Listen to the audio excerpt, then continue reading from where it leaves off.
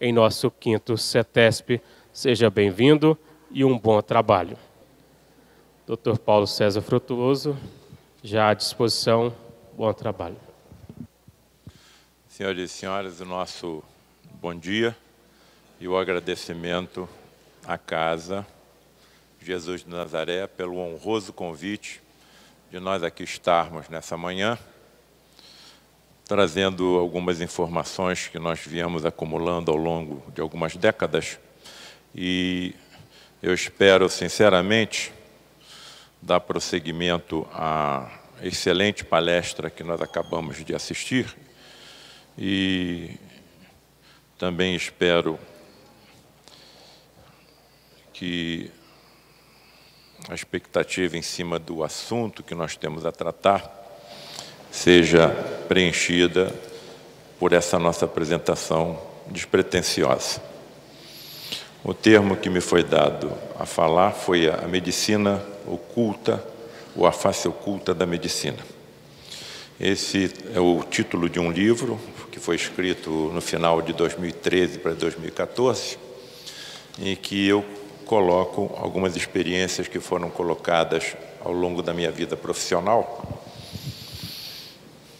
início da qual eu tive que tomar uma decisão muito importante. Ou eu me viro para a esquerda e finjo de que nada disso está acontecendo na minha vida, porque eu acho que ninguém vai se entregar às mãos de um cirurgião que acredita em fantasmas. Ou então eu me viro para a direita e resolvo pesquisar cientificamente o que é que eu estou vendo. Os senhores estão olhando para um mal-aventurado. Eu precisei ver para crer. E vi. Então, eu faço parte de um grupo espírita no Rio de Janeiro, cujo lar o nome é o Lar de Frei Luís, em homenagem a essa entidade que comanda esse grupo desde que ele foi fundado. E a fundação do Lar de Frei Luís data de 1947. Aqui já fica um grande ensinamento. O Lar de Frei Luís é o maior centro espírita do Rio de Janeiro. E o maior centro espírita do Rio de Janeiro é comandado por uma entidade católica.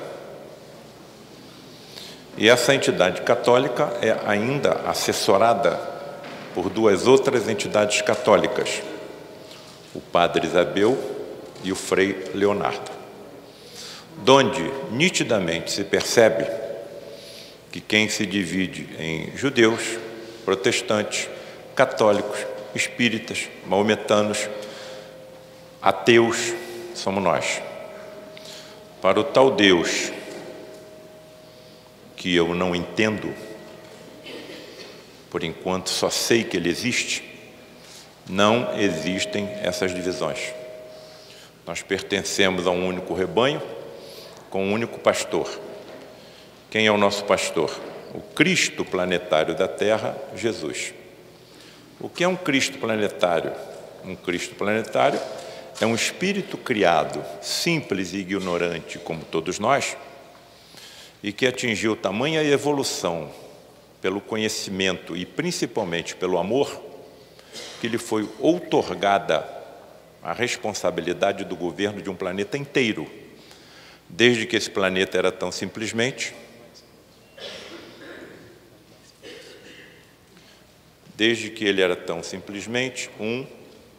uma poeira cósmica.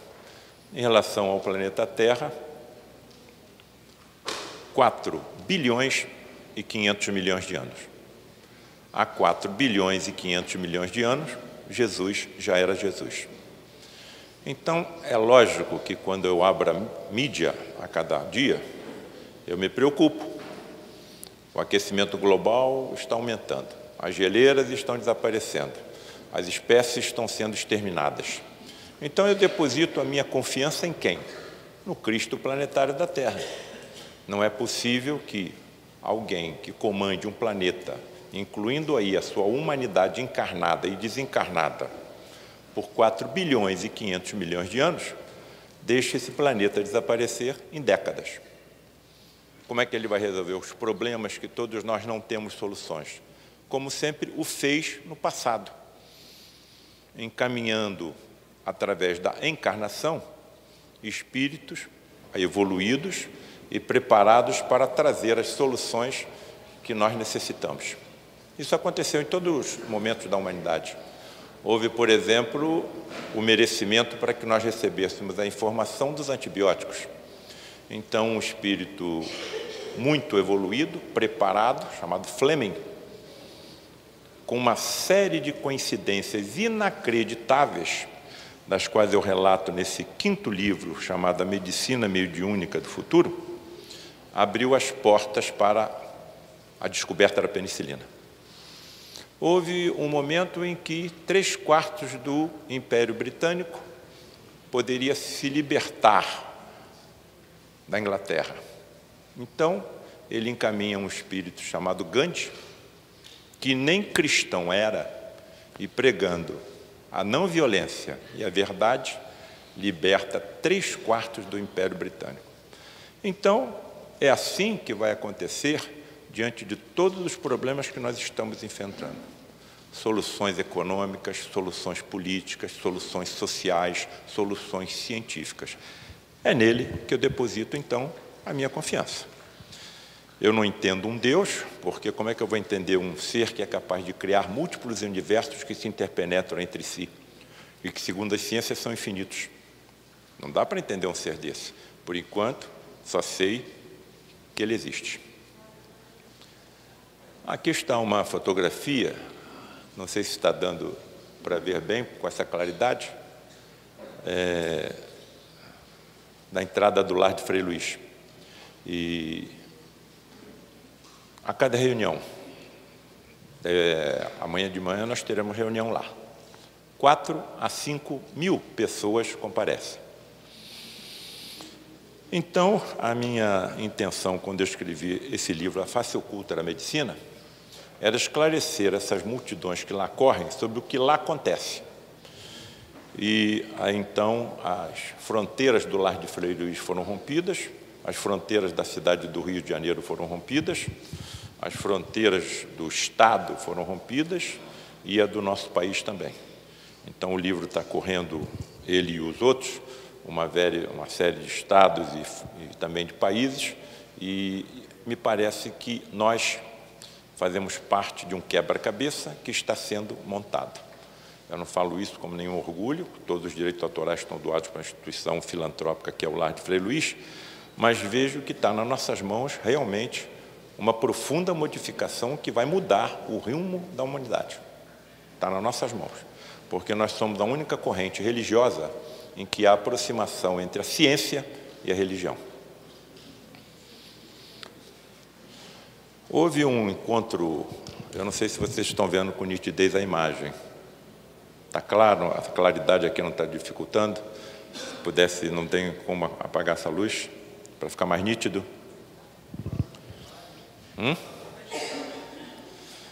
Bem, houve um encontro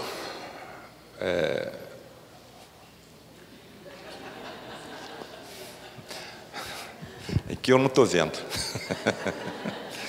Houve um encontro lá no Rio de Janeiro, no Centro de Tecnologia do Hospital do Fundão. É um dos principais centros de ciência do país. E montaram uma mesa redonda em que seria discutido o fenômeno vida. E chamaram um cientista para falar sobre o início, outro para falar sobre a evolução, outro para falar sobre a finitude, e me convidaram para participar dessa mesa para falar sobre a continuidade da vida. Aí eu comigo mesmo, puxa, será que a ciência já está acreditando que a vida continua depois da morte? Tudo bem. E havia um físico lá que ele falou o seguinte, olha, se nós colocarmos o núcleo de um átomo do tamanho de uma ervilha e colocarmos essa ervilha no centro do gramado do Maracanã, o primeiro elétron vai girar por fora do estádio. E hoje as informações estão nos dizendo que as órbitas mais afastadas do núcleo dos átomos podem ser comparadas à distância entre a Terra e o Sol. Nitidamente, eles estão nos informando que nós somos constituídos por espaços vazios. Então, eu tenho no meu corpo aproximadamente 7 octilhões de átomos. 7 vezes 10, seguido de 23 zeros. Se eu comprimir todos esses átomos, eliminando os espaços vazios que compõem o meu corpo físico, eu caberia na palma da minha mão. E esse restante que ficasse na palma da minha mão, provavelmente seria só energia. Se nós somos espaços vazios, onde é que estão os nossos sentimentos? Onde é que está a ternura? Onde é que está o amor? Onde é que está a saudade? Onde é que está a consciência? Onde é que está o pensamento? Nos neurônios e nas secreções não estão, porque os neurônios e as secreções também são feitos por espaços vazios. Então, a ciência está sendo naturalmente empurrada na direção de acreditar em algo fora da matéria, que nós sabemos o que é. Existe uma coisa em ciência chamada complexidade irredutível. Toda vez que eu falo em complexidade irredutível,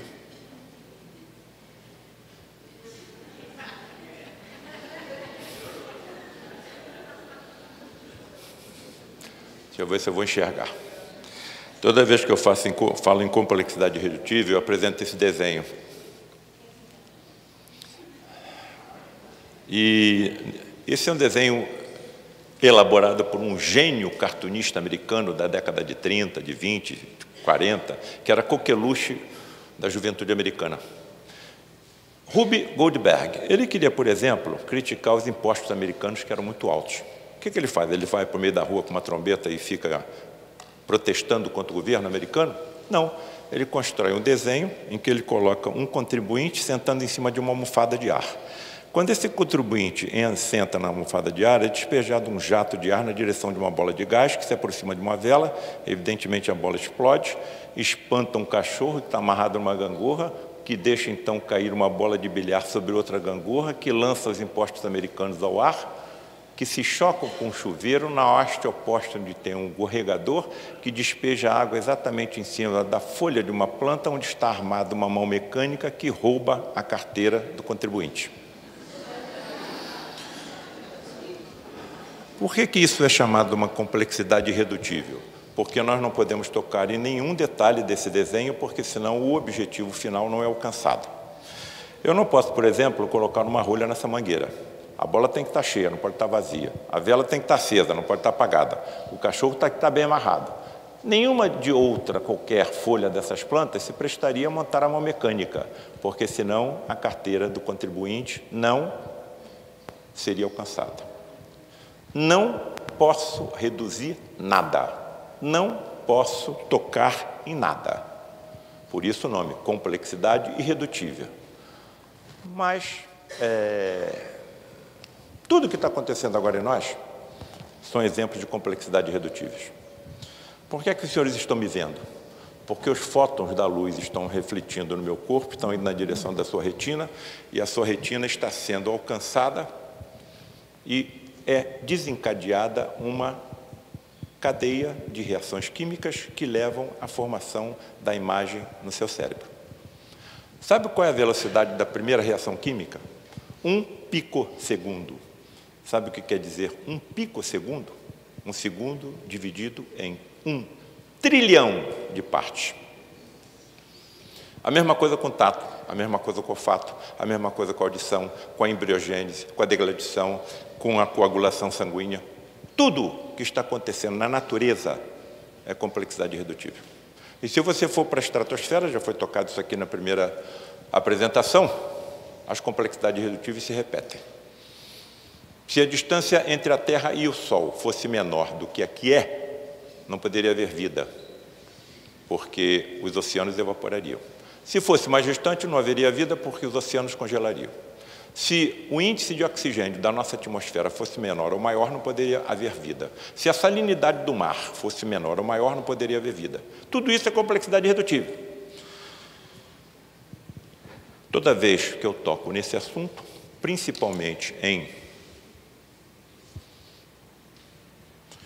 Deixa eu desligar o telefone antes que ele toque.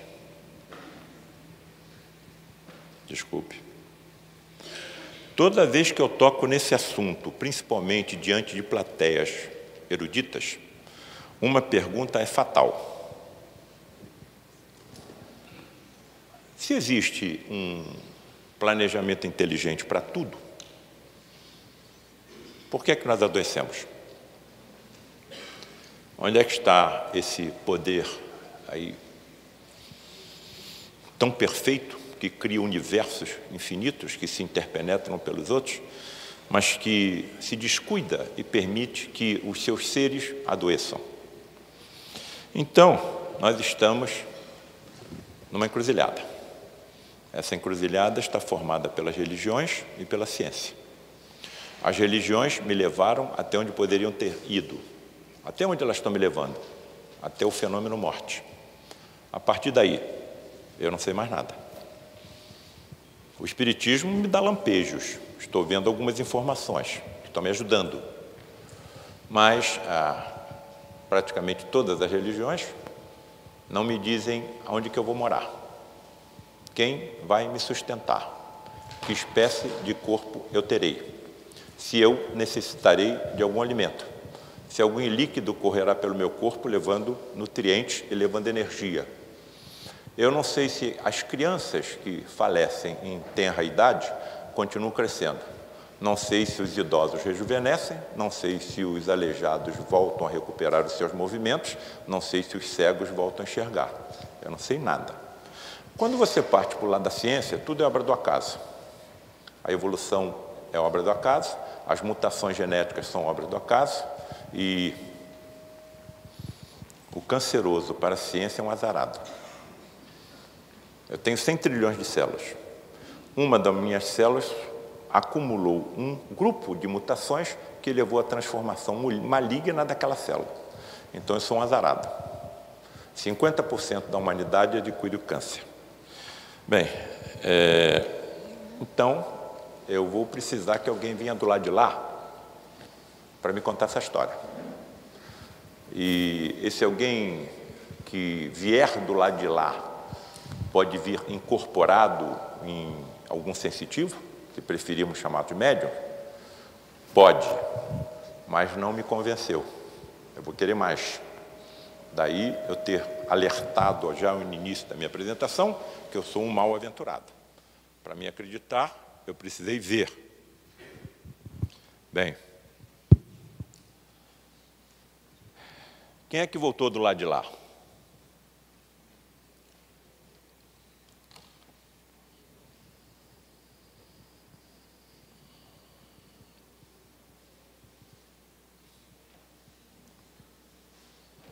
Não está respondendo. Alguém voltou do lado de lá. Mas voltou como? O nosso amigo aí foi chicoteado quase até a exaustão. Não satisfeitos, pegaram uma coroa de espinhos e encravaram na cabeça dele. Segundo os historiadores, alguns espinhos alcançaram até a calota craniana, superfície óssea, até com penetração. Não satisfeitos, pregaram ele numa cruz de madeira.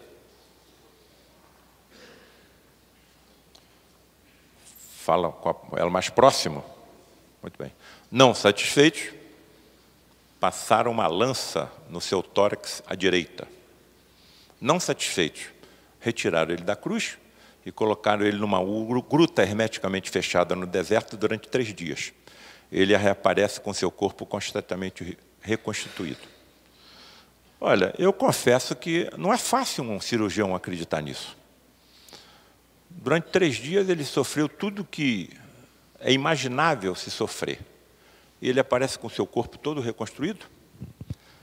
Então, eu tive que procurar um plano B.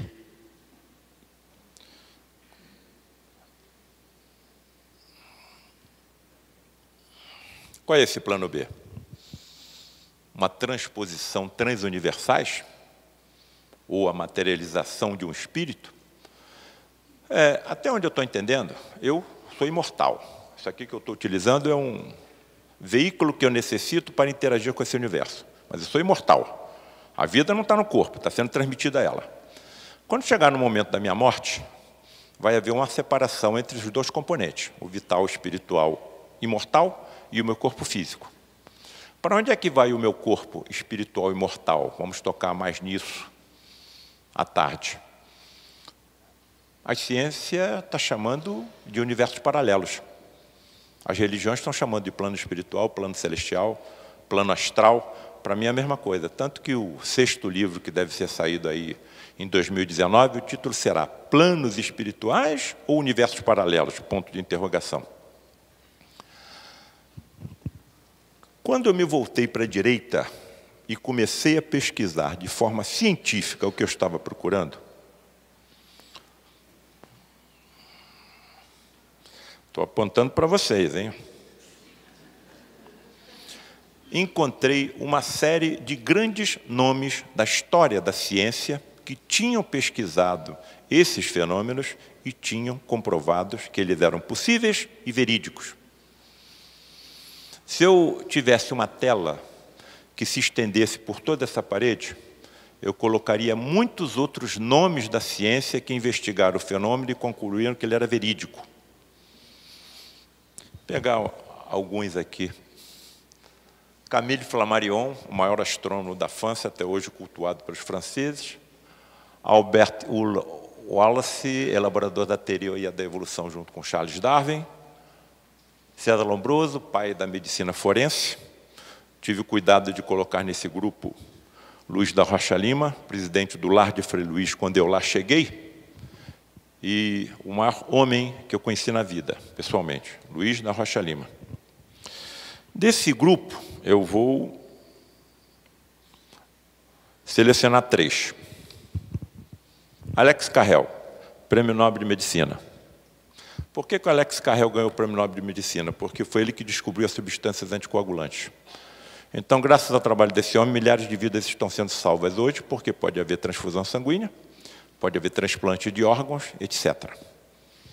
Peguei um segundo, chamado Charles Richer, Prêmio Nobel de Medicina e Fisiologia, porque foi ele que descobriu a resposta anafilática. Então, graças ao trabalho desse homem, milhares de vidas estão sendo salvas neste momento. E peguei William Crookes, um dos maiores cientistas da história da humanidade, descobridor dos raios catódicos, do elemento tálio, do estado radiante da matéria, e vai por aí afora. Só tem fera. O que existe de denominador comum entre esses pesquisadores? Todos eles estudaram indivíduos extremamente raros em toda a história da humanidade, chamados médiums de efeitos físicos. Raros, homens ou mulheres. Indivíduos que entram em transe mediúnico com muita facilidade, em palavras bem claras, desmaiam. E quando estão nesse transe mediúnico, começam a expelir pelos orifícios naturais do corpo um fluido energético não alcançado ainda pela nossa ciência e que foi denominado por Charles Richer como ectoplasma. A expressão que vocês estão vendo aqui parece uma espuma de barba sendo expelida pela boca, pelo nariz e pelos ouvidos desse médium. Até hoje eu não entendo como é que o Ivan conseguia respirar com a sua boca e as suas narinas entupidas por esse fluido energético chamado ectoplasma, entupindo, né, a sua boca e as suas narinas.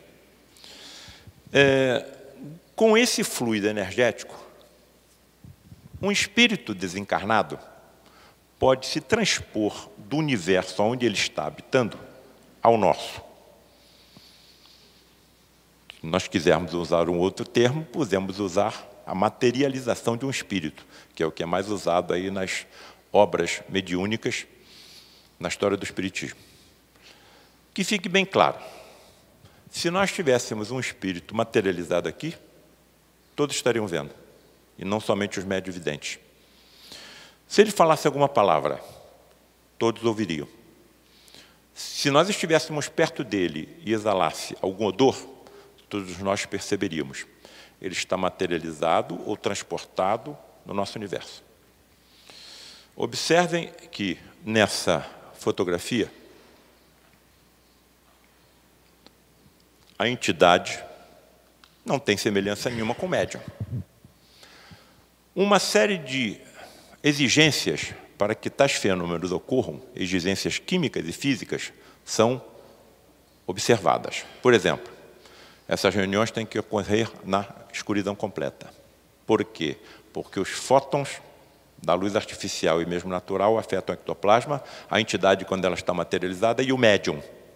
Se nós estamos na escuridão completa, como é que nós vemos uma entidade quando ela está materializada? Porque quando ela sai da cabine mediúnica, que funciona como um condensador das energias que se desprendem do médium, ela sai emitindo luz do seu corpo e das suas vestes. Então nós vemos uma entidade materializada no escuro porque ela surge como um astro iluminado. E aí começa uma das minhas tremendas torturas. Se a luz artificial que nós conhecemos afeta o ectoplasma, o médium e a entidade, por que as luzes que se desprendem da entidade, das suas roupas e dos aparelhos que eles trazem para tratamento dos pacientes graves que levamos a tais reuniões não afetam o ectoplasma, nem o médium e a entidade? Vou usar uma expressão que eu uso frequentemente. Eu dou aula em 2 faculdades de medicina no Rio de Janeiro, na UERJ e na Escola de Medicina Sousa Marques. E quando eu falo coisas óbvias para os meus alunos, eu utilizo a seguinte expressão: salta aos meus olhos, agride minha fronte, aperta meu nariz e puxa minha orelha, que essas radiações eletromagnéticas apresentam propriedades físicas e químicas diferentes da que nós conhecemos. Então, são de outro universo. É para onde nós vamos quando nós desencarnarmos. Ingressaremos em outro universo. Ingressaremos em outro universo. Por que essas reuniões são tão raras? Porque esses médiums são muito raros. Segundo, porque é muito difícil o desenvolvimento de tais médiums. Terceiro, porque é muito difícil você conscientizar um grupo de pessoas que constituam uma assembleia e que acompanhem o médium a uma reunião de materialização. Porque as energias energéticas de altíssima energia que se desprendem dele são sensíveis até ao próprio pensamento. Então eu não posso entrar numa entidade dessa pensando nas contas que eu tenho que pagar amanhã. Eu não posso entrar numa reunião dessa pensando no aborrecimento que eu tive em casa ontem, no trabalho durante a semana. Não vá. Não vá. Porque energia é neutra. O ectoplasma também. Então ela pode ser usada para o bem como para o mal. E como nós habitamos um planeta de provas e expiações, estamos rodeados por bilhões de entidades que não têm o mínimo interesse em que as verdades trazidas pelo espiritismo kardecista cristão percorram toda a humanidade. Então sabem como aproveitar tais energias e produzir o mal. Podemos taxá-los de tudo: maldosos, ambiciosos, perversos, traiçoeiros, menos de uma: ignorantes. Isso não me parece ser muito diferente de nós, não. Nós utilizamos a energia atômica para construir aparelhos que tratam câncer.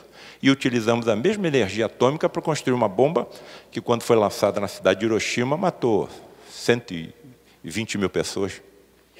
Então, eles não são muito diferentes de nós.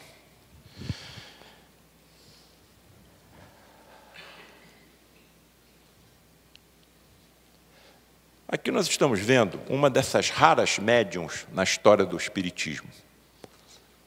Ellen Duncan, médium de efeitos físicos inglesa, que durante a Segunda Guerra Mundial foi presa. Foi presa pela seguinte razão: através das sessões de materializações que com ela ocorriam, estavam se materializando marinheiros que tinham morrido nos navios afundados pelos submarinos e aviões nazistas. E o governo britânico estava tentando esconder esta tragédia do povo britânico, já muito sofrido com os bombardeios dos aviões nazistas durante a Segunda Guerra Mundial. O que o governo britânico fez? Mandou um grupo de policiais disfarçados a uma dessas reuniões e, com a entidade materializada, tentaram prender a entidade. Simplesmente a entidade se desmaterializou na mão dos policiais e fragmentos de vestes ainda sobraram e mais nada.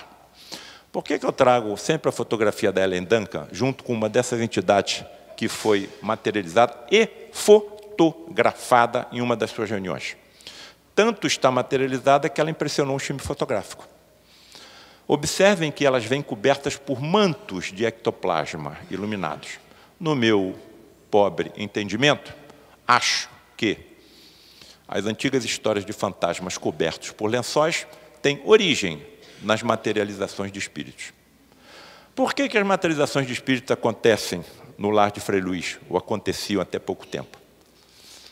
Principalmente para atendimento de pacientes graves, pacientes que a nossa medicina pouco pode atuar. Nesse grupo, o maior número, cancerosos. E aí, explode em cima de mim. Eu sou cirurgião oncológico. Então, a maior parte dos pacientes que ali são tratados por essas entidades, por esses seres de outros universos, por esses seres espirituais, são pacientes com câncer. Então, as coisas vão se encaixando como pedras de um quebra-cabeça. Foi falado aqui na primeira apresentação que o acaso não existe. Absolutamente de acordo. Para mim não existe acaso. Não é por acaso que nós estamos aqui, não é por acaso que nós pertencemos às famílias que pertencemos, que temos os companheiros e as companheiras que temos os filhos que temos, nem os pais e as mães. Tudo está mais ou menos planejado, tudo.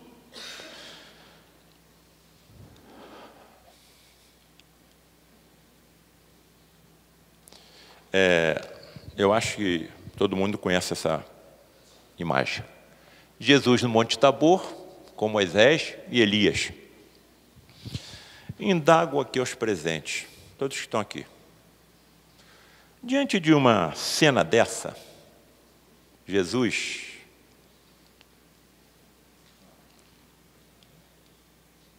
ao lado de Elias e Moisés, algum de nós conseguiria dormir? Esse que permaneceu acordado não tentaria acordar os outros dois? Ou tentou e não conseguiu? Estaria exagerando?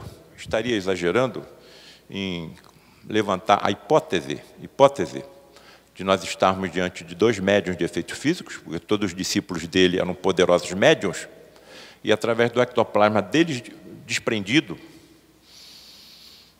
Elias e Moisés, como espíritos que eram, terem se materializado ao lado de Jesus, coloco como hipótese. É o que eu coloco nos meus livros. Coloco o que eu testemunho e crio possibilidades hipotéticas e deixo o leitor tomar as suas próprias conclusões.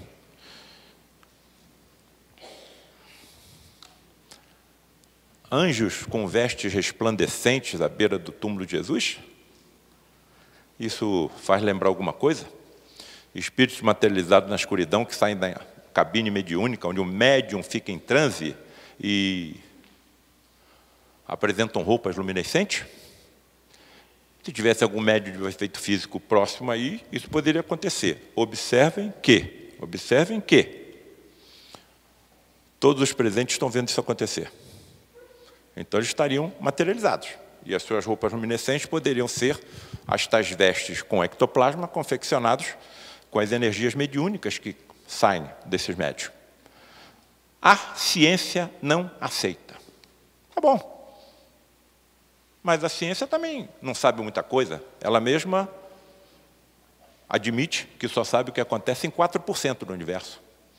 A ciência não sabe, por exemplo, o que é o magnetismo. Sabe de onde vem a palavra magnetismo? Magia. A ciência não sabe o que é o espaço-tempo, que quando curvado cria as leis gravitacionais. Ela calcula os seus efeitos, mas não sabe exatamente o que é. Então, como estariam essas energias aí imensas que são utilizadas nesses procedimentos, nesses fenômenos? Ainda fora do alcance da nossa ciência. E é muito bem que esteja fora do alcance. Essa energia está em todos nós. Todos nós temos ectoplasma. Todo ser vivo tem ectoplasma. Para a materialização de um espírito, é suficiente para iluminar um estado do tamanho do Rio Grande do Sul por 161 anos. Eu fui chamado para fazer uma apresentação dessa em Lisboa. Aí me ocorreu o seguinte: quantos Portugais cabem dentro do Rio Grande do Sul? 4. Aí multipliquei 161 anos por 4. Quer dizer, a materialização de um espírito, daria para iluminar Portugal por quase 500 anos. Se eu pegar 60 gramas do nosso corpo, isso quem está dizendo é a ciência, 60 gramas do nosso corpo, e medir a energia existente dos átomos de 60 gramas do meu corpo, eu tenho energia suficiente para construir 100 bombas atômicas iguais às que foram lançadas na cidade de Hiroshima. Eu peso 90 quilos, 90 mil gramas, 141 mil bombas atômicas. Se eu soubesse como utilizar essa energia de forma inteligente, talvez eu conseguisse acalmar o mar ou o vento, pelo menos próximo de onde eu estivesse. Talvez tenha sido isso que aconteceu há 2000 anos. Sempre eu uso a palavra talvez. Madalena, não me toques, eu não estou pronto para o Pai. Madalena, não me toques, não estou pronto para o Pai. Não é autorizado que você toque na entidade quando materializada, porque quando você toca, você pode afetar o médium. Isso aconteceu comigo uma única vez, quando uma entidade médica, quem mais se materializa nessas reuniões são médicos desencarnados, que já tiveram um corpo igual ao nosso, e pelo fato de terem passado pelo fenômeno natural da morte, continuam vivos, mais atuantes do que eu, mais inteligentes do que eu, aprendendo mais do que eu, estudando mais do que eu. Então, Paulo César, segure meu braço e aperte lentamente. Eu segurei o braço da entidade materializada e comecei a comprimir. A impressão que eu tinha é que eu estava apertando um maço de papel crepom. Fiquei a ponto de quase os meus dedos se unirem. Me afastei, recuei, a entidade deu meia volta, entrou dentro da entidade, da cabine e se desmaterializou. Se tanta energia é envolvida em tais processos, como é possível que quase em segundos uma entidade entre na cabine, se desmaterializa e outra saia da cabine materializada? Daí o motivo da ciência não acreditar. Bom, se a ciência não acredita, como é que eu fico vendo isso acontecer durante tanto tempo? Muito simples. Me coloco na mesma posição dos discípulos de Jesus. Não sabiam nada do que ele fazia, não entendiam. Mas se não fosse pelo seu testemunho, nós nem saberíamos que ele existiu. Eu estou colocando o que eu vi, eu e outros colegas médicos, não estava sozinho não, em livros, e deixo que essa garotada que está chegando aqui, cada vez mais inteligente, deem prosseguimento. Porque esses fenômenos, até onde eu estou percebendo, serão paulativamente mais frequentes. E aqui pode estar, e aí está o que eu coloco no livro A Medicina Mediúnica do Futuro, o que os médicos do futuro farão, sabendo como utilizar de forma inteligente essa energia. Desintegração, por exemplo, de cálculos biliares, de cálculos renais, de placa de ateroma, de tumores cerebrais, de vermes, de corpos estranhos.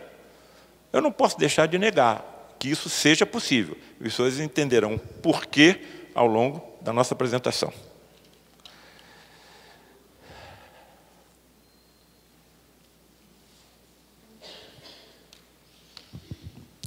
Qual é o médico que vai acreditar numa história dessa? Eu tenho na minha boca 10 tipos diferentes de micro-organismos. Vou cuspir na terra, fazer um cataplasma, uma lama, com bilhões de micro-organismos e vou aplicar na vista do cego, de nascença, e ele vai voltar a enxergar. Convenhamos que não é fácil um médico acreditar. Nós podemos ir a um templo porque nós temos que ir a um casamento, temos que ir a um batizado, alguém que faleceu, e vai por aí fora. Então, estamos ali. Mas, intimamente, é muito difícil o médico acreditar nisso aí. Observem a imagem que será mostrada a seguir. Nós estamos vendo um médium de efeitos físicos, a entidade não está materializada, está super incorporada, ou um termo que eu posso utilizar é a incorporação mediúnica, uma encarnação mediúnica e uma possessão benigna, como foi discutido aqui com um amigo que está presente aqui. Uma possessão mediúnica no bom sentido. A entidade toma conta completamente do corpo do médium, o médium não percebe nada e depois não se lembra de nada. Nós estamos vendo um paciente deitado no leito, sendo atendido por uma dessas entidades médicas super incorporada no médium de efeitos físicos Gilberto Arruda, e pelo seu nariz e pela sua boca está sendo expelida uma substânciazinha branca, que evidentemente é o ectoplasma. Se isso tivesse acontecido à minha frente há 2000 anos, o que é que eu pensaria? E se, como os nossos amigos do lado de lá estão dizendo em todas as obras mediúnicas, cada célula física do meu corpo tem uma correspondente energética, vital, espiritual, no perispírito. E se eu tiver conhecimento científico de como recuperar cada célula que eu tenha perdido, através desse conhecimento científico e na utilização das energias potenciais que existem em mim. Quando eu falei dos 161 anos do Rio Grande do Sul, eu só estou falando nas energias físicas, não estou falando das energias espirituais. Bem, eu acredito que isso seja possível, não posso deixar de acreditar. E coloco ao público 4 reflexões. E se algum médico estivesse presente em alguma dessas reuniões?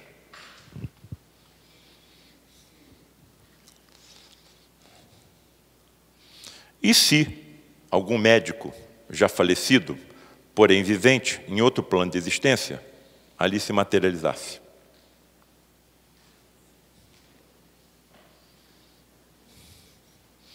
E se fosse possível diálogo entre esses 2 médicos? Um encarnado e outro desencarnado, materializado pela ectoplasmia. E se tais diálogos continuassem a ocorrer ao longo de 40 anos? Foi exatamente o que aconteceu comigo. Eu fiquei tão esmagado com tantas provas que eu achei que eu tinha que botar isso aí em livro, principalmente alertando os meus colegas médicos. Nenhum de nós está sozinho. A face oculta na medicina está aí. Nenhum médico está sozinho.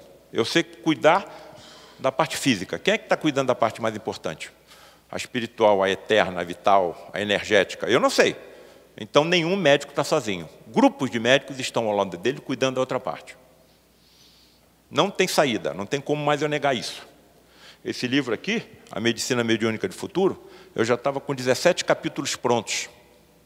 E aí eu pensei aqui comigo, que eu coloco aqui, que os médicos do futuro serão médios. Já são médios sem saberem, não acreditam. Não tem problema. Não estou nem um pouquinho preocupado com eles. Nem um pouquinho. O doutor Rocha Lima, o senhor acha que eu tenho que conversar com meus colegas e informar o que eu estou aprendendo aqui no Lar de Frei Luís? Que nenhum deles está sozinho?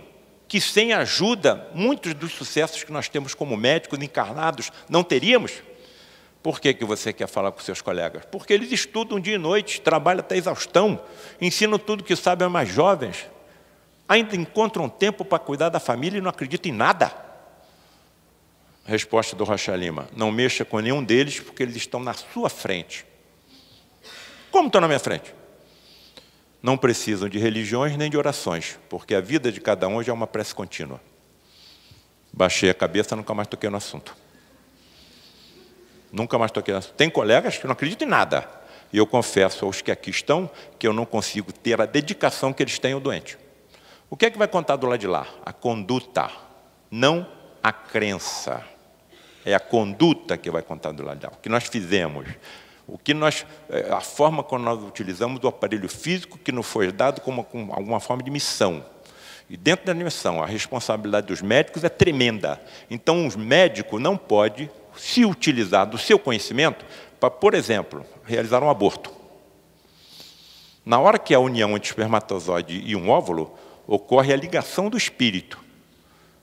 Então, você tem equipes de geneticistas cuidadosamente trabalhando com uma encarnação absolutamente planejada e você vai e interrompe esse processo.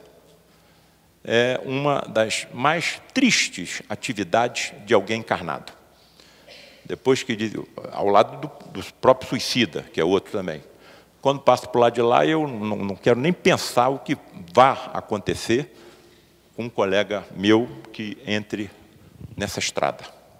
Então, eu estava com 17 capítulos já prontos, e, será que eu conheço algum médico, médium, ou alguma médica, médium, que possa me dizer o que acontece com ela ou com ele, quando está, por exemplo, dentro de um centro cirúrgico, dentro de um ambulatório, dentro de um consultório? E tem uma médium médica lá, muito assim, potente, mediúnica, que está lá conosco há 7 anos. Me aproximei dela e perguntei se ela podia colaborar com esse livro. Muito assim, silenciosa, né? Vou pensar. Tá bom. Passaram-se 10 dias, ela pensou, voltei a carga, ela não me respondeu nada. Bom, eu vou colaborar com o seu trabalho com uma condição. Qual é a condição? Que você não coloque o meu nome no livro. Tá bom. Muitos colegas percebem mediunicamente o que acontece com seus pacientes, mas ficam acanhados de dizer. Pode ser taxado de maluco. Eu vejo alguns deles, depois que eles leem o livro, me procuram reservadamente. Paulo César, o que você está colocando nesse livro já aconteceu comigo, mas eles não falam para ninguém. Isso aconteceu toda a história da medicina. O que aconteceu com o Pasteur?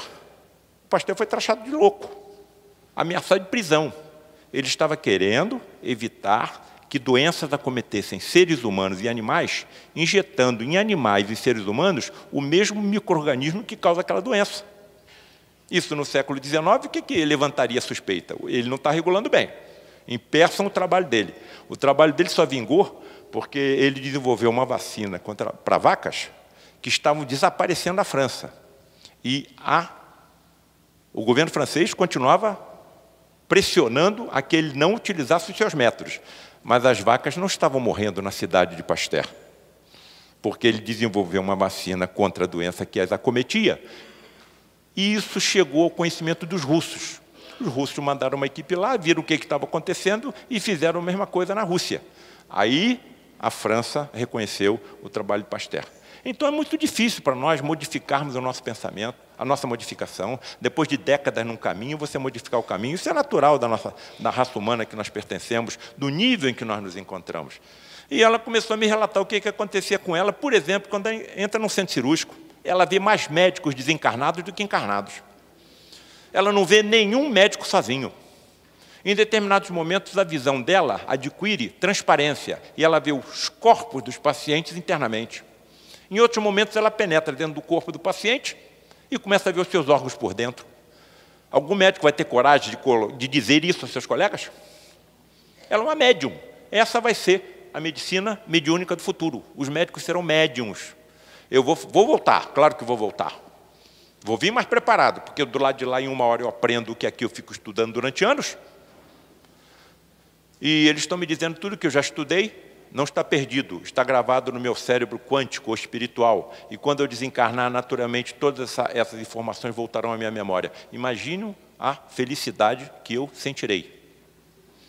Volto mais preparado, passo numa faculdade de medicina. Primeira coisa que eles vão fazer comigo no futuro, abre a boca. Vão recolher células da minha mucosa bucal e vão examinar o meu ADN para ver se eu tenho o perfil genético mediúnico. Se eu tiver, serei profundamente desenvolvido por estudiosos do assunto nas escolas médicas do futuro. É isso que eu acho que vai acontecer. Os senhores não estão vendo um médico como eu, aparamentado para entrar numa cirurgia. Os senhores estão vendo um espírito de um médico desencarnado materializado. Tanto está materializado que ele impressionou uma chapa fotográfica. Observem que ele está com lírio nas mãos. Sabe por quê? Frederic von Stein, cirurgião do exército nazista. Sabe por que ele se aproximou do lar de Frei Luís? Porque lá nós temos um educandário, hoje com mais de 500 crianças, e algumas delas tinham sido judeus em vidas passadas. E o ódio persistia. Mas caiu nas malhas do amor de Frei Luís, que também era alemão. Durante 10 anos ficou sem se manifestar. Quando começou a se manifestar, o médium Gilberto Arruda já estava presente no grupo, médium de efeito físico de grande potência, e ele se materializou com o lírio nas mãos, porque Frei Luís, quando veio para o Brasil, habitou a área serrana do Rio de Janeiro. E era ele quem cuidava dos jardins do mosteiro onde ele ia visitar. E adorava lírios e violetas. E o Frederic, quando se materializou com um lírio na mão. Diante dessas provas que foram colocadas aí na minha frente, eu não tive saída. 40 anos, vou voltar como? Começar tudo de novo? Ó, a Estrela de Belém, os Reis Magos, o Sermão da Montanha, a crucificação, entre aspas, o que eu acho que aconteceu foi uma materialização. Tudo isso aconteceu. E tem que ser insistentemente relembrado, sim. Só que eu não consigo ficar paralisado há 2000 anos. Eu quero saber como isso aconteceu. Ninguém pode curar um leproso sem conhecer a existência de um micro-organismo chamado bacilo de Hansen. Ninguém pode curar um cego sem conhecer toda a estrutura do globo ocular, uma das mais complexas estruturas que a biologia conhece. E ninguém pode fazer um paralítico andar sem conhecer toda a estrutura muscular, óssea e nervosa do corpo humano. Se há 2000 anos ninguém sabia, onde foi que ele aprendeu? Como médico, eu também quero aprender. Agora, que ele aprendeu, aprendeu. E aprendeu como? Com civilizações que não mais existem, com planetas que mais não existem, mas que aprendeu, aprendeu. Então, ele era um tremendo cientista, médico dos médicos, e continua sendo. E tinha, sob seu comando, uma série de outros médicos que o acompanhavam permanentemente. Basta ver que o servo do centurião estava a quilômetros de distância. E Jesus não foi lá. Então, médicos que o acompanhavam, provavelmente foram até lá, utilizando as energias ectoplasmáticas que dele se exalavam, um médium de grande potencialidade em todas as áreas, e fazia os prodígios que fez. O que ele está mostrando para mim? O que poderá fazer um médico do futuro. Não tenho dúvida. E aí eu fiquei tão esmagado que eu resolvi botar esse livro aí, escrever esse livro, a Face Oculta na Medicina, ele está na 2ª edição. Por isso que os senhores me conhecem. Se eu não tivesse escrito livro nenhum, eu não estaria aqui, ninguém me conheceria. E nos últimos 3 anos, já me levaram aí 4 vezes para a Europa para falar em faculdade de medicina. É impressionante a sede de informação. Todos querem saber, finalmente, quem somos, de onde viemos e para onde é que nós estamos indo. E seguiu-se, além desse A Face Oculta na Medicina, esse livro Espíritos Decaídos Materializados e Reflexões Científicas de um Médico. Colega, esse livro, Espíritos Decaídos Materializados, no final da década de 70 e início de 80, conseguiu-se 7 fotografias de entidades materializadas contra a sua vontade e que foram fotografadas. O acervo ficou todo na mão do Rocha Lima, ele escreveria o livro, mas ele ficou senil e não pôde escrever. E o acervo todo veio na minha direção e nós, então, escrevemos o livro. Trabalhei 18 anos nesse livro. E Frei Luiz nunca deixou que ele fosse editado. Depois eu entendi por quê. A Face Oculta da Medicina tinha que vir na frente para preparar o terreno, que era um livro muito contundente. 10 ou 12 pessoas participavam dessas reuniões. Eu participei das 2 últimas. Eu estava chegando, em 1978, lá no lar de Frei Luiz. E nós só víamos a fotografia no dia seguinte, porque a reunião estava no escuro, e um fotógrafo conosco com seu equipamento montava na direção da porta da cabine, e nós aguardávamos um sinal da cabine. Quando via o sinal da cabine, ele disparava a máquina, e nós só víamos ver a imagem revelada no dia seguinte. Eu não tive coragem de colocar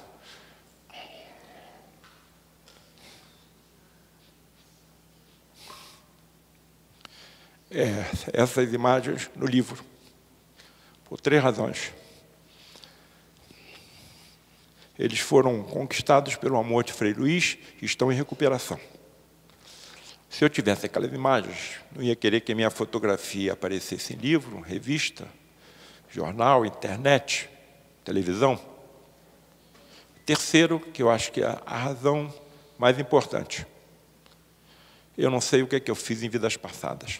Eu posso ter sido pior do que eles. Então, em respeito a eles, descrevo as fotografias, mas não as coloquei. Estão comigo. Quando falo sobre esse livro, talvez mostre 1 ou 2 e paro por aí.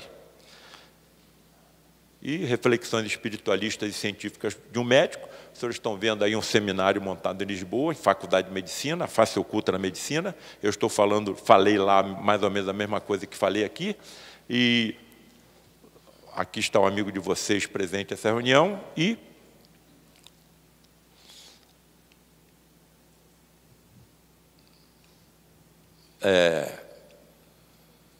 agora estou entendendo a dificuldade que o meu colega teve.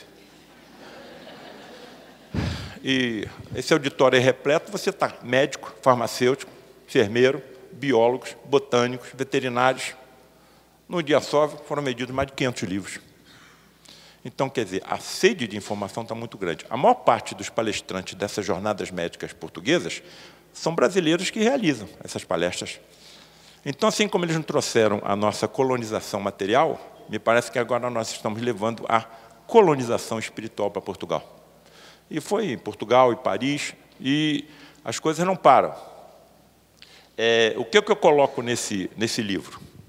Diálogo entre um médico encarnado e outro desencarnado, materializado pela ectoplasmia. O que eu vou apresentar aqui rapidamente?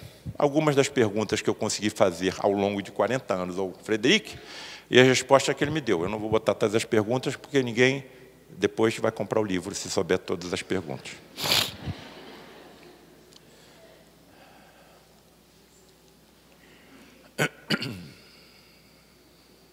Frederic, por que esses pacientes submetidos a cirurgias hiperfísicas não acusam dor durante o procedimento?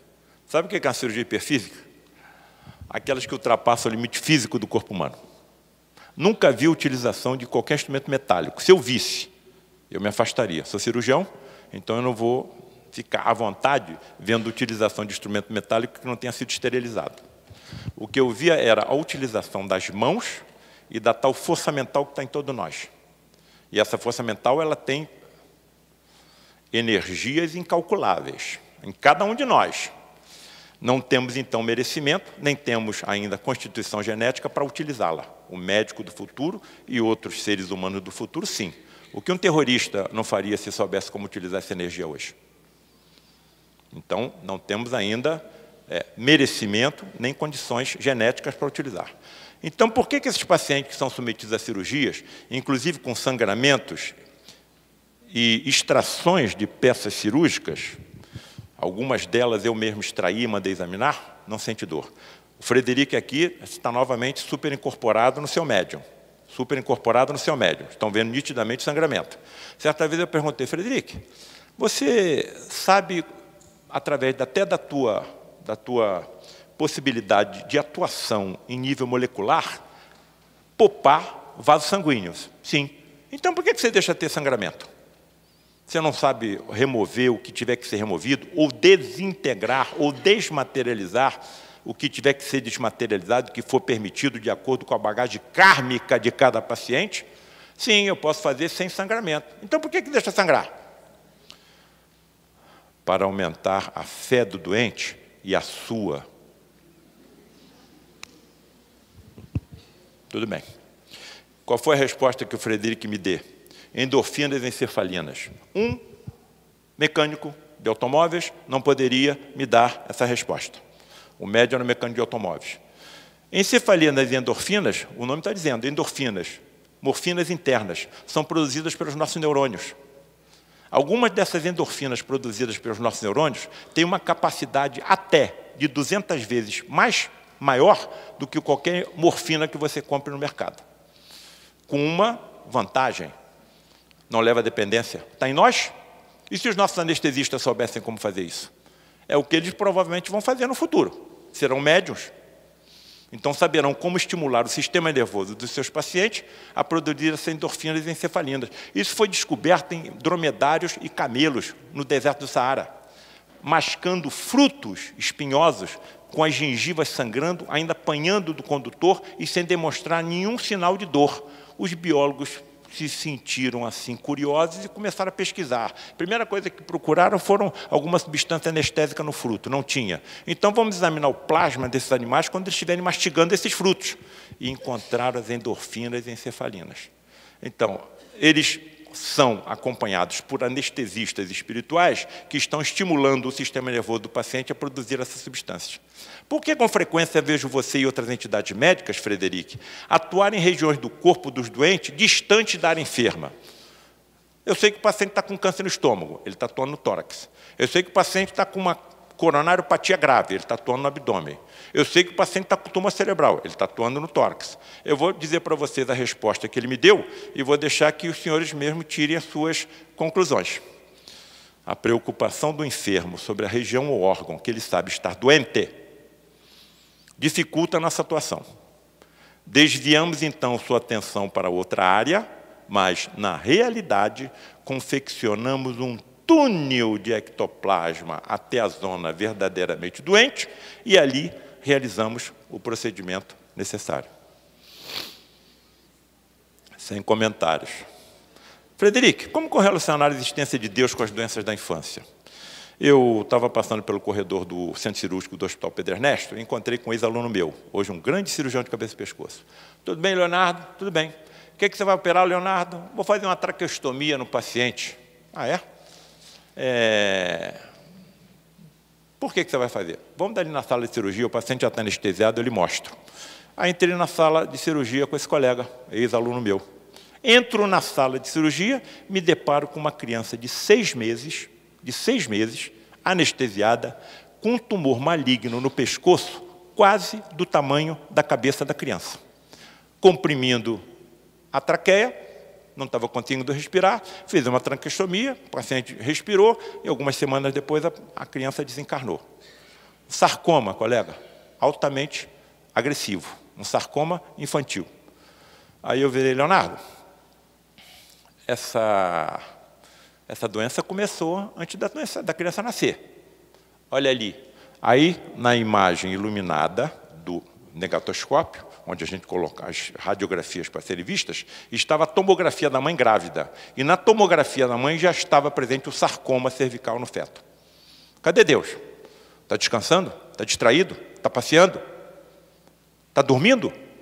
Como é que ele deixa uma tragédia biológica dessa acontecer? Houve um encontro lá no Rio de Janeiro, num dos mais respeitados órgãos científicos da medicina.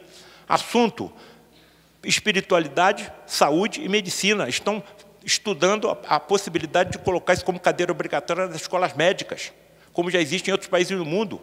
Aqui existe. Já tem 6 universidades no Brasil com isso. Taubaté é uma, estamos indo para Taubaté em novembro. Botaram 5 palestrantes para falar, colega. Cada um falou meia hora. Um bispo católico, um rabino, um representante do espiritismo, um filósofo e um monge budista. Entrou o representante, bispo católico e pediatra. Diante da dor e da doença, nós temos que nos manter firmes. Anotei aquela frase, estava na plateia. Entrou um rabino. Diante da dor e da doença, a palavra porquê não faz parte do nosso dicionário. Anotei aquela frase. Terminou a apresentação dos 5, o presidente da mesa passou a palavra para os acadêmicos, representantes da instituição, para que fizesse algum comentário, alguma pergunta. Ninguém. Aí passou a palavra para a plateia. Alguém da plateia quer fazer algum comentário, alguma pergunta? Ninguém. Aí algum espírito levantou meu braço. Olha que eu fiz uma força danada para não subir. Aí veio um representante com microfone, se identifique e faça o seu comentário, a sua pergunta. Me identifiquei e mostrei. Sabe que mostrei não, falei o paciente que nós tínhamos encontrado lá no Pedro Ernesto é esse. Então, qual é a orientação que eu tenho? Eu tenho que chegar perto desse paciente e pedir para ele se manter firme? Se um aluno de medicina me perguntar por que um ser infinitamente justo, infinitamente bom, infinitamente sábio, onipresente, onipotente, onisciente, permite uma tragédia biológica dessa numa criança que nem nasceu, o que eu vou dizer para esse aluno de medicina? Que o porquê não faz parte do nosso dicionário? Se o porquê não fizesse parte do nosso dicionário, nós estávamos habitando caverna da Idade da Pedra. Então é melhor não colocar, que nós vamos ser ridicularizados. Então vejam a dificuldade de nós conseguirmos escalar a imensa montanha que temos à frente, mas estamos subindo. Todo mundo já deve saber o que o Frederic me respondeu. Entenda os tumores como aspiradores das impurezas do espírito e tudo se esclarecerá. Acabou. Agora, se a criança nem nasceu, como é que essas impurezas foram para lá? Salta aos meus olhos, agride a minha fronte, aperta o meu nariz e puxa a minha orelha, que foram depositadas pelo espírito em vidas passadas. Então, muitas das doenças que nós possuímos, principalmente o câncer, funciona como aspirador. Certa vez eu falei isso, um professor me procurou, Paulo César, o espírito é imortal? Sim. O corpo físico temporário? Sim. E o tumor, ele aspira as impurezas do espírito? Sim. Então, por que você opera os seus pacientes? Por que você não deixa o câncer continuar limpando o espírito? O espírito é imortal. Professor, porque eu não sei até onde deve ir o sofrimento de alguém. Então, eu, como médico, tenho que fazer tudo que estiver ao meu alcance para aliviar, para curar e para consolar. Porque Deus age nas criaturas através das criaturas. Como você e outras entidades médicas podem visualizar o interior dos corpos dos doentes trazidos para tratamento? Eles traziam até instrumentos materializados em punhos fechados e que faziam jorrar tremendas energias eletromagnéticas luminosas sobre o corpo dos pacientes. Nós percebíamos até a mudança da coloração. Em procedimentos mais profundos, a coloração se aproximava do azul e do violeta, porque apresenta... me ajudem.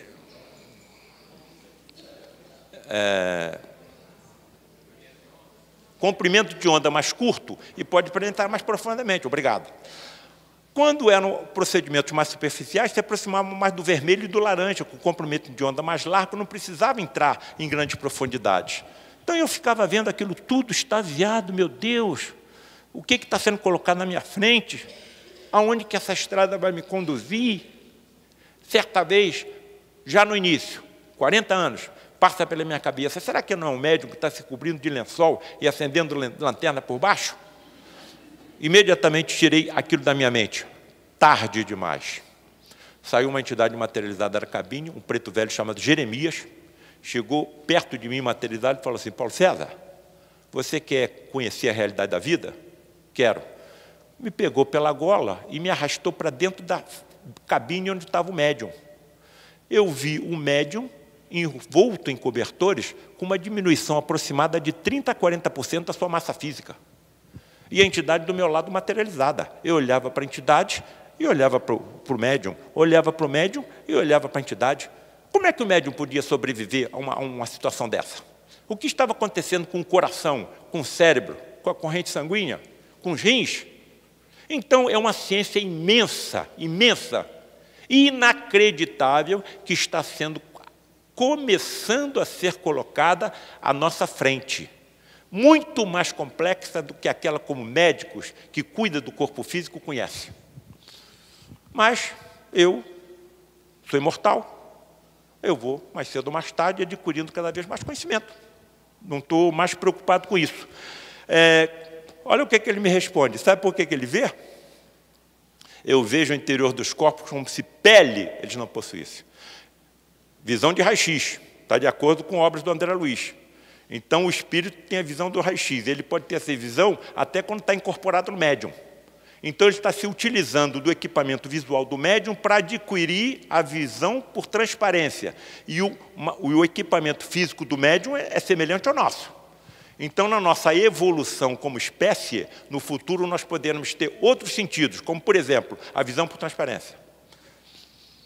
Como é que você distingue uma célula sadia de uma enferma, Frederic? Eu as distingo porque suas vibrações são diferentes uma das outras. Se ele vê a vibração da célula, ele está vendo a célula.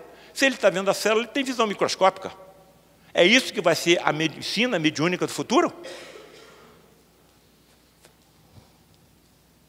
Até onde vai essa sua visão microscópica? Você é capaz de ver as organelas celulares? Para você ver organela celular, você precisa de microscópio eletrônico com aumento até de 400.000 vezes.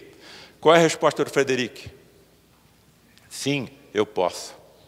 E aí você perde o controle, porque essa energia ela está sendo utilizada em benefício do doente. E você fica utilizando essa energia para fazer pergunta à entidade médica, tentando aliviar a tua curiosidade científica.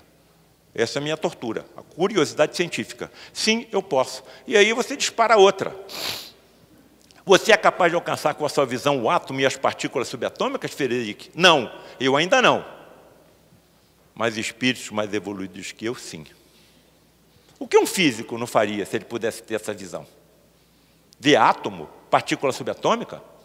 O maior sofrimento dos cientistas, que você citou aqui, é entrar numa linha de pesquisa e ver no horizonte o término do seu trabalho. Mas ele está ficando cada vez mais idoso e ele sabe que vai morrer antes de alcançar o término. Se ele não acreditar na sobrevivência do espírito, como você citou, o sofrimento dele é terrível. E a alegria que ele sente quando passa por lá de lá? Que ele pode dar continuidade ao seu trabalho e ainda influenciar outros que aqui ficaram dando continuidade ao seu trabalho. E para terminar, Frederic, essa aqui, então, foi... Qual a razão espiritual para essa doença chamada síndrome de Larsen? A Inquisição. Entrou uma senhora empurrando uma cadeira de rodas numa das nossas reuniões públicas, onde eu fico, sala 1, onde são atendidos os pacientes mais graves. Não era materialização. Essa menina tinha 33 anos, toda deformada, principalmente nas articulações. Uma traqueostomia, toda edemaciada por uso de corticóide em altas doses. E aí o Frederic falou assim: Paulo César, veja o que nós fazíamos na Inquisição. O grupo de Frei Luís é oriundo da Inquisição. Se eu utilizo hoje ferro e aço para aliviar, para curar, quando eu era da Inquisição, eu usava para torturar e para matar. Só um cirurgião sabe que passa um cirurgião. Quando corre tudo bem, eu estava ali, já recebi um telefone de uma paciente que eu operei ontem. Aí você já treme. Alguma coisa não está dando certo. Então, essa é a vida do cirurgião. Fora o que eu devo ter passado antes de vir para cá. Frederic, o que é que nós fazíamos? Essa jovem era uma das nossas cúmplices na manipulação dos instrumentos de tortura da Inquisição. Aí me aproximei da mãe da menina e perguntei assim: minha senhora, como é o nome da doença da sua filha? Aí ela falou: síndrome de Larsen. Escrevi, fui para casa, abri, uma doença genética incurável. Foi descrita por um cirurgião chamado Joseph Larsen, em 1950, daí o nome, síndrome de Larsen. Afeta 1 em cada 100 mil indivíduos, então é uma doença rara. Mutação genética única, num gene chamado FNLB, que produz uma proteína chamada filamina B. Se o gene está alterado, a proteína está alterada. Entre as áreas estruturais que essa proteína entra, estão as articulações do feto. Então, as articulações ficam defeituosas. Antes da criança nascer, ela começa a sofrer luxações. As juntas se desconectam. E as imagens dinâmicas, como ultrassonografia, mostram alguns sinais de que a criança já está sentindo dor. Bom, se eu estou diante de uma plateia de alunos de medicina, acabou aqui. Doença genética rara e incurável. Acabou. Acabou. Eu estou diante de uma plateia espiritualista. Então, vamos dar um passo à frente. Qual é o passo à frente que eu dou? Eu vou mostrar, né, primeiro, as lesões causadas pela doença. Vocês estão vendo nitidamente aqui que as juntas estão se separando. Olha lá aquele cotovelo lá. Olha os pés da criança. E entra na vida adulta e continua. O aspecto, mais ou menos, que eu vi da jovem que entrou na sala de tratamento do Frei Luís era essa. Observem que as anomalias estão principalmente nas juntas. Coluna, joelho, tornozelo, cotovelo, punho, soltam. E aí eu ingressei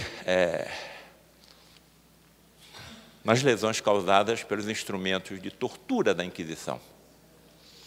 Eles, por exemplo, amarravam as mãos da vítima por trás e suspendiam.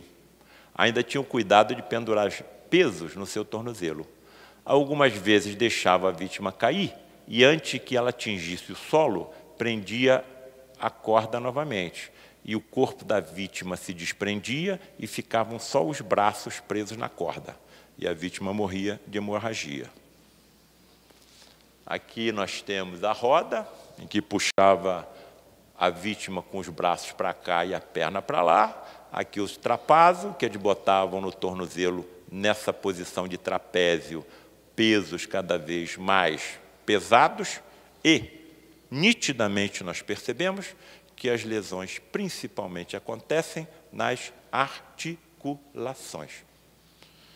Amigos, não tem saída.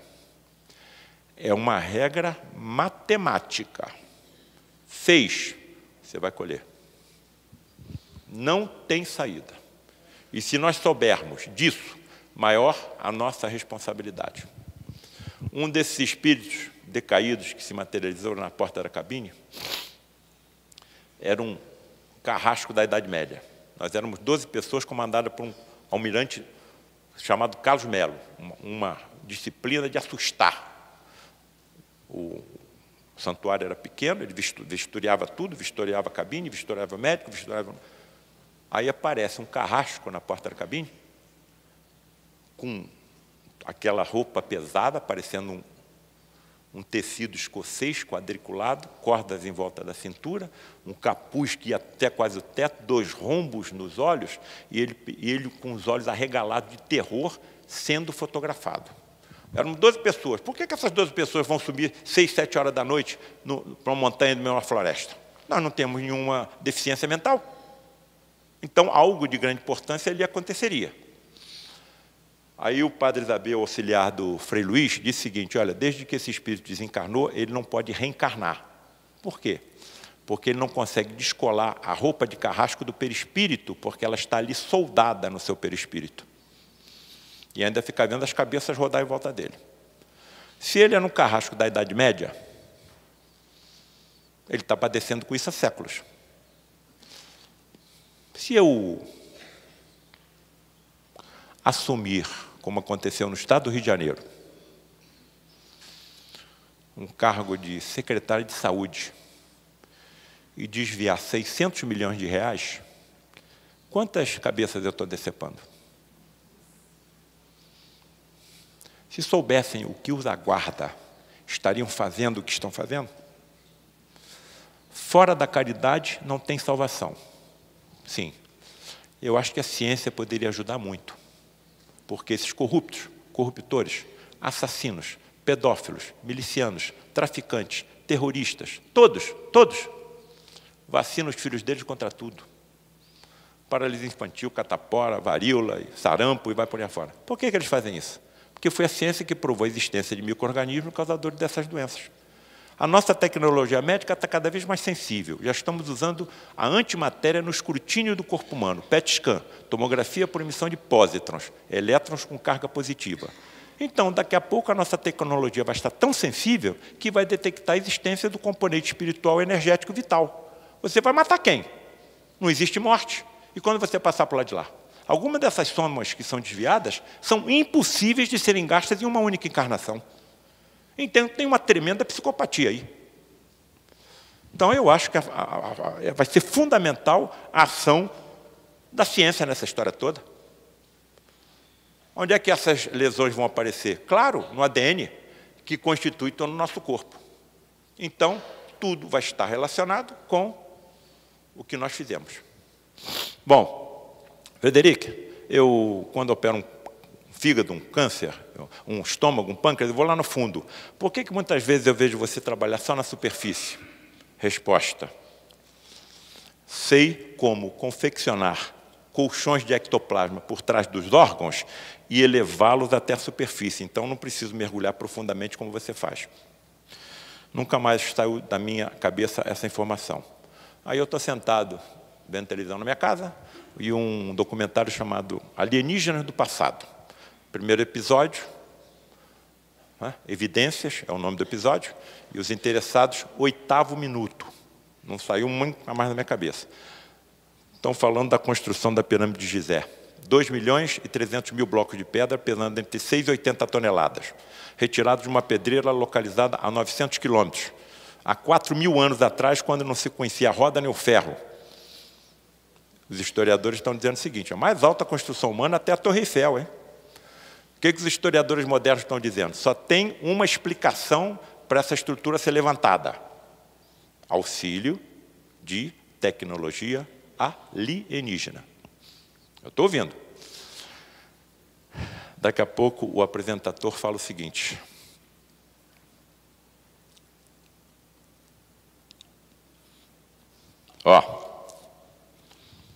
foram encontradas algumas descrições em túmulos antigos do Egito de que os construtores sabiam como colocar uma estreia substância branca por baixo das pedras, e quando isso acontecia, elas facilmente levantadas e transportadas. O que vocês acham que aconteceu? Imediatamente eu me lembrei do que o Frederico tinha me dito. Já falei aqui a energia que está envolvida no uso do ectoplasma. Já falei. Eu acho que eu vou escrever outro livro. Alienígenas ou médiuns? A mediunidade era conhecida no Egito Antigo. Quem mandava no país eram os sacerdotes, não era o faraó. Tinha um médium de tudo quanto era jeito. Será que aquelas câmeras não poderiam ser utilizadas como câmeras de utilização da energia ectoplasmática de médiuns de efeitos físicos? Aí resolvi escrever outro livro. Alienígenas ou médiuns? E também está aí. Sempre fui inimigo ferrenho do tabagismo, porque eu vi a quantidade de pacientes com câncer que chegavam ao hospital onde eu trabalhava, trazidos pelo tabagismo. Aí, organizei naquele tempo era só slide, eu organizei uma palestra e saía correndo com um projetor embaixo do braço, meio. Escola, clube, até presídios eu fui dar aula sobre o perigo do tabagismo. Aí chegou um colega e falou assim, Paulo César, por que você não apresenta essa imagem nas tuas palestras? Eu olhei, não acreditei. É isso mesmo que você está vendo. Houve um escândalo envolvendo essa pessoa em 1983. E o Globo foi lá, fez a reportagem e fez uma fotografia da pessoa quando ela estava fumando. Nitidamente, na fumaça do cigarro, se desenhou a silhueta de uma cara tonha com vários detalhes impressionantes. 2 dentes incisivos, um nariz com asa do nariz e tudo, um olho, uma sobrancelha, um ouvido, uma basta cabeleira, como se ele estivesse abocanhando a cabeça do fumante. Aí está a razão provável de uma série de acontecimentos relacionados à toxicomania. Do lado de lá não tem nicotina, não tem crack, não tem ópio, não tem maconha, não tem álcool. O que eles fazem? Se aproximam de nós e tentam influir mediunicamente, mentalmente, o ingresso nessas estradas. Principalmente dos jovens. E aí, quando você faz uso de uma dessas substâncias, alguns eflúvios se desprendem de você e eles absorvem e dá algum alívio à necessidade que eles estão tendo. Se essa fotografia tivesse sido feita alguns segundos antes ou depois, nada apareceria. Nada apareceria. O que eu acho? Esse camarada deve ter algum componente mediúnico físico. Deve ter se desprendido moléculas de ectoplasma dele, moldaram a silhueta de uma entidade obsessora, não sei, o termo que o colega usou na palestra dele foi outro, não foi obsessora. E a fumaça acompanhou. Então, deixo mais uma imagem aí, a reflexão daqueles que aqui estão. E aí é o que eu toco no assunto dessa medicina mediúnica do futuro, onde eu mostro nitidamente que nós, como médicos, estamos tratando efeitos, não as causas. Então, sem a ajuda dos colegas do outro lado de lá, muitos dos sucessos que nós teríamos, não teríamos. E essa será a medicina do futuro. Aqui está o amigo de vocês, e não entro em nenhum ato cirúrgico sem colocar na minha mente essa imagem. Queria agradecer a atenção de todos, a paciência. Sérgio está aí? Sérgio, eu tenho mais 2 imagens para mostrar, mas não sei se devo mostrar. O que você acha? Muito provavelmente, principalmente os jovens, vão sair daqui e vão botar o meu nome lá na internet.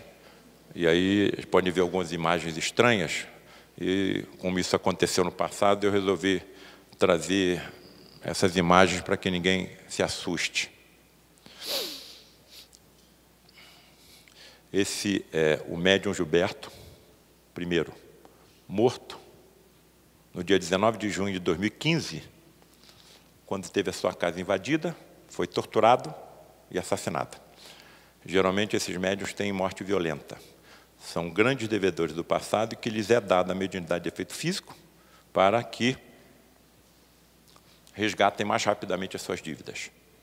Isso aconteceu no dia 19 de junho de 2015, nunca mais eu vou me esquecer. E as 2 imagens que eu não queria que chocassem, principalmente os jovens, que quando chegar em casa,